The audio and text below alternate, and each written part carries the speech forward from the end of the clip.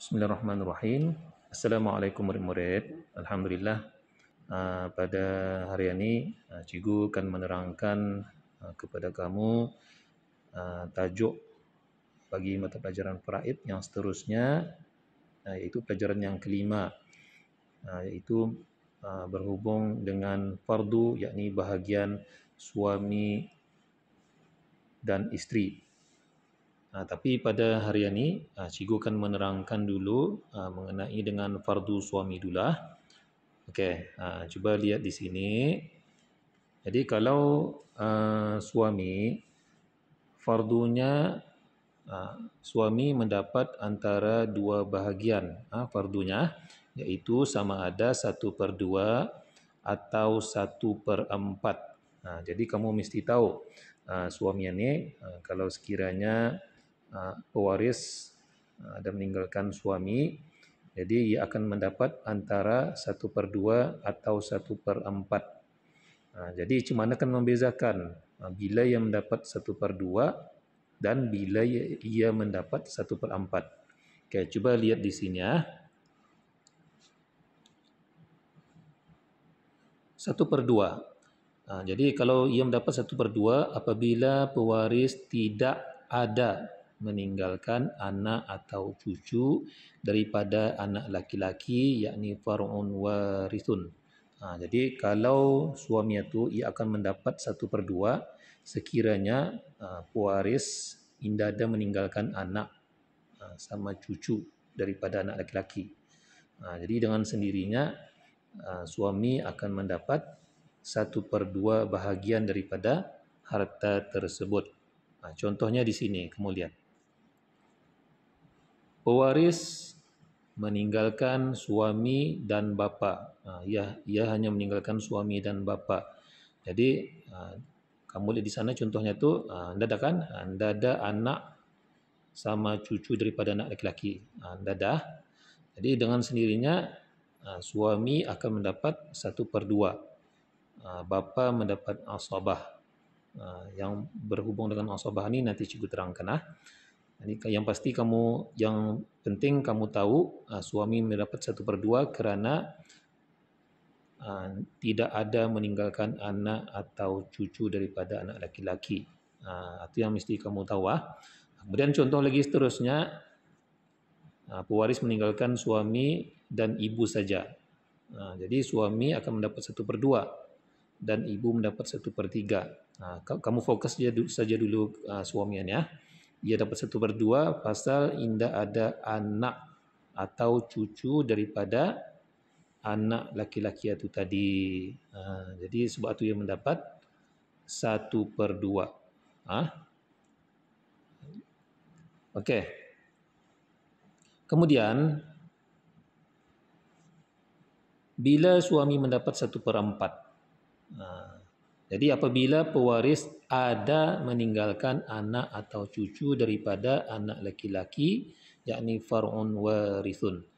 Jadi ini berbeza dengan 1/2 tadi. Kalau tadi 1/2 indah ada meninggalkan ini kalaunya ada meninggalkan.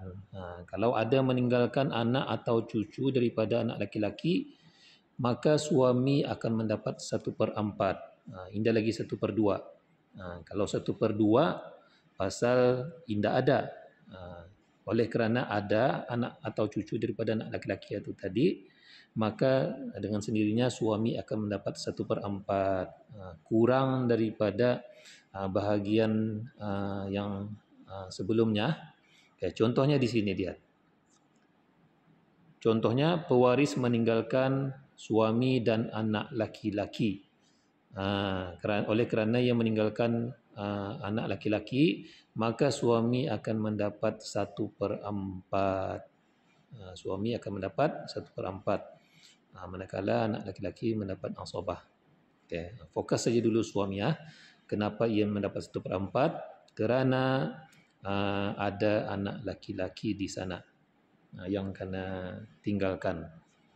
Kemudian contoh yang seterusnya, pewaris meninggalkan suami dan anak perempuan. Jadi dengan sendirinya suami akan mendapat 1/4 disebabkan ada anak perempuan. Jadi anak perempuan mendapat 1/2 dan suami 1/4. Okey. Jadi